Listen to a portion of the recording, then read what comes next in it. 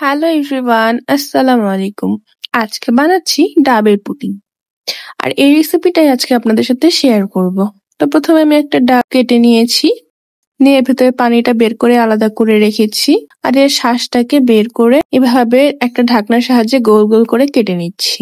এরপর চাকু দিয়ে আমি এভাবে ফুলের শেপ দিয়ে নিচ্ছি। এটা আসলে ম্যান্ডেটরি নয়, আমি জাস্ট ভালো লাগার জন্য এরকম ফুল বানিয়েছি। আপনারা চাইলে যে কোনো ভাবে কাটতে পারেন। এরপর ফুলগুলো কেটে রেখে আমি একটা গ্লাসে ডাবের পানির সাথে একটু পানি অ্যাড করেছি, আর অ্যাড করেছি আগার আগার আর চিনি। আমি এখানে পানি দিয়েছি কারণ আমার ডাবে একটু পানি কম হয়েছিল তাই। এরপর এই পানিটাকে ভালোভাবে জাল করে, আর জাল করার সময় এইভাবে চামচ দিয়ে অনবরত নাড়তে হবে, তা না হলে আগার আগার গুলো নিচের দিকে জমাট বেঁধে যাবে।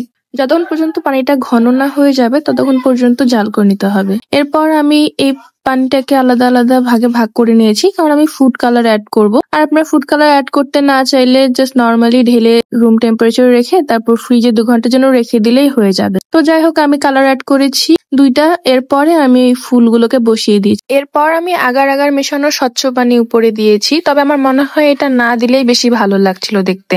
আপনারা যদি 2-3টি কালার অ্যাড করতে চান তাহলে একটা কালার জমার পরে আরেকটা কালার দিবেন। আরেকটা ভুল আমি করেছিলাম, সেটা হচ্ছে আমি তাড়াতাড়ি জমানোর জন্য ডিপ ফ্রিজে রেখেছিলাম। সেটা করা যাবে না, এটা নর্মাল ফ্রিজে রেখে জমিয়ে নিতে হবে।